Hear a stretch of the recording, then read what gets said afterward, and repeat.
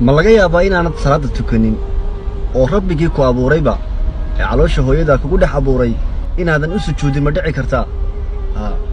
inteed ilaahay subxaanahu wa ta'aala ka fogtay inteed ilaahay subxaanahu wa ta'aala cilaaqaad la leedahay ma ogtahay walaal inaad ilaahay subxaanahu wa ta'aala hortiisa aad istaagayso kadibna aanad ka dhaqaaqayn ilaa ilaahay subxaanahu wa ta'aala uu ku warsanayo uu ku weydiinayo adduunka inta joogto waxaad camal soo qabanayso marka sikin kasta minute kasta saacad kasta gelin kasta maalin kasta habeen kasta waqti walba ilaahay subxaanahu wa ta'aala cilaaqaad la yeelo xuska ilaahay ka daalin carabkaagu yuusan ka qalalin xuska ilaahay subxaanahu wa ta'aala subhanallah walhamdulillah wala ilaha illa allah wallahu akbar ha walaalaya in badan ilaahay subxaanahu wa ta'aala cilaaqaad la yeelo adaa ku liibaanayo jannada ku helaya ilaahay subxaanahu wa ta'aala adaa ugu dhawaanayo ilaahay subxaanahu wa ta'aala agtiisa ay darajo weyn ku yeelanaysa inna akramakum inda allahi atqakum billahi subxaanahu wa ta'aala lay kiinaydu ku karaama sareeya xagga ilaahay waa kiinaydu kala waxaan ku jirnaa waa safar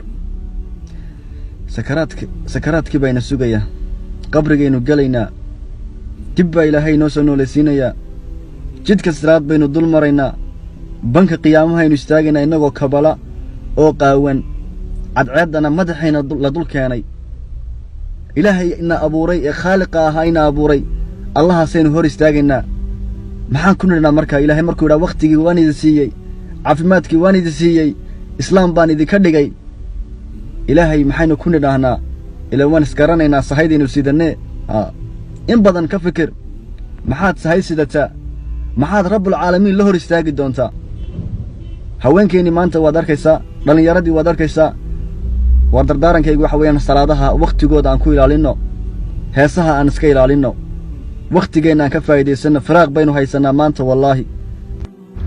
nebigu wuxuu inooga sheekay calayhi salaatu wasalaam nin baa wuxuu ilaahay caabudayey muddo 500 oo sannadood goobtuu joogay goobta siirada ayay ahayd afarta dhinac baa waxaa ka xigtay bad biyaha baddu waa dhanaan ilaahay wuxuu sameeyey il biyo macaan uu cabbo maalin kasta mid rumaan ilaahay siin jiray inta mooyaan intuu cabbaya ma cunaya mooyaane inta kalena cibaadadu ilaahay subxaanahu wa ta'aala ugu taagnaa markii uu dhimanayna ilaahay subxaanahu wa ta'aala wuxuu ku yiri ilaahoona ku sujuudsan nafta ha laga qaado nafti baa ilaahay subxaanahu wa ta'aala wuxuu amray malakul mawt nafta inuu ka qaado isagoo sujuudsan markaas adoonkii ilaahay wuxuu ka sii sheekayay qiyaamihii ay adoonkaasi u yimid wuxuu ilaahay ku yiri adoonkaygiyow ordo raxmadayda naxariistayda jannada ku galbu ilaahay ku yiri maya buuri ya allah kuma gelay waxa doonaya amalkayga ilaahay miisaamo amalkiisi baa ilaahay kafadan u saaray kafadan kalena ilaahay subxaanahu wa ta'aala indhaha nicmada u geliyay ayuu ilaahay saaray markaas labadii indhood nicmada ilaahay u geliyay ayaa ka badato la degtayba markaas ilaahay subxaanahu wa ta'aala wuxuu ku malaa'igtii qaado naarta geeya markaas uu baqday ilaahay raxmadaada ku gelaya markaas ilaahay ku galo إلهي وحلي ومن أعرض عن ذكري فإن له معيشة ضنكا ونحشره يوم القيامة أعمى قفك كتش يستبو إلهي لي حسكيغا أما سيد ذكريغا وحا نولسيني يكون نولسيني أبو إلهي نرش الله قلنا وربط وحمد إلهي سبحانه وتعالى إليه مركا وحل الدنيا مركز إلهي سبحانه وتعالى نكشا كينا سقا ومركز عن صوها من قابنه إلهي سبحانه وتعالى مركز عن حسنه إلهي أنو مقرنا سأوعى